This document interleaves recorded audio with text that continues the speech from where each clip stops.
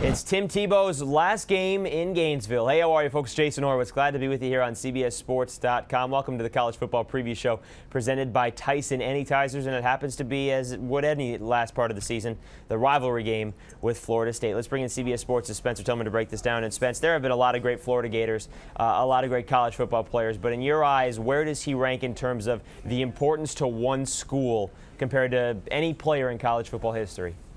It's off the charts, and I'm really impressed with him. I've been intrigued with his leadership from the time he got under center when he was sharing some time with Chris Leak and his last year there as a Florida Gator.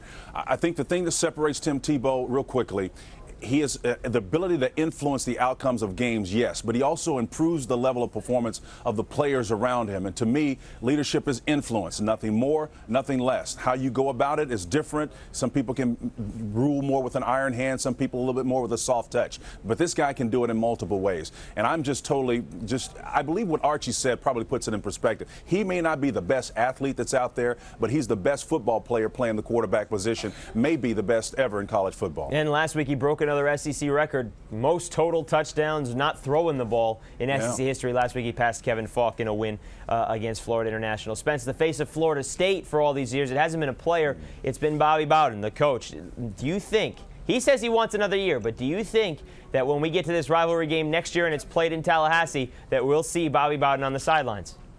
Well, listen, it's up to him. I mean, I can't answer that question. I think what we know about Bobby and what he said so far is that he wants to return. And I think unless they're willing to come up and pony up with $5 million, he will be there. I mean, he's got to honor that contract. And it's not an issue of leverage. I've heard people talk about, does he have leverage to negotiate? Does he need to be Florida? That's irrelevant. It's all about, does Bobby want to return? He holds the option on the contract. If they want to make it ugly, which they've shown the potential to do, they certainly can do it.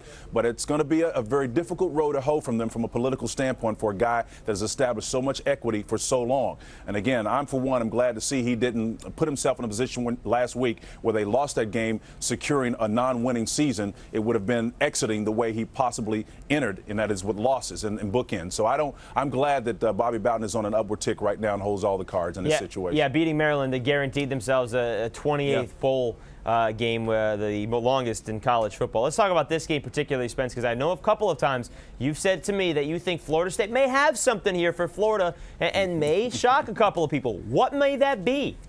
Well, you throw caution to the wind. I mean, it may be a uniform change. We've seen that already with the black helmets and the black uniforms. That may be part of it. But listen, they have absolutely nothing to lose. They can improve their bowl prospects. And so I'm expecting anything. And I am not putting out of the realm of possibility them coming out with some new formations, a tweak here or there to put a wrinkle in this. And they're going to need it because Charlie Strong's defense is the best in the nation. I mean, they're outstanding. They run and chase with the best of them. And they're going to need something special to get a victory. Well, Florida State puts up points, but a lot of those points have been with Christian Ponder at the helm. Although the last couple of weeks with E.J. Manuel, they haven't looked bad. Florida State's put up points, but it has not been against Florida's defense. Any chance at all in your mind that Florida gets caught looking ahead to Alabama?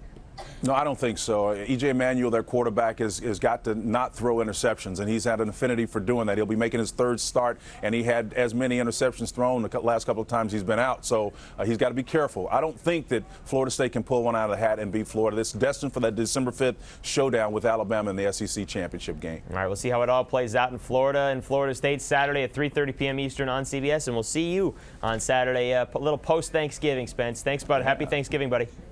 All right, man. See you later. All right, folks, for more on this game, be sure to stay right here with CBSSports.com. And don't forget, if you're watching the SEC on CBS, you're watching it on CBSSports.com as well. Simply go to CBSSports.com/SEC Live. Florida State at Florida. All the action on CBSSports.com. For Spencer Tillman, I'm Jason Horowitz. Take care, folks.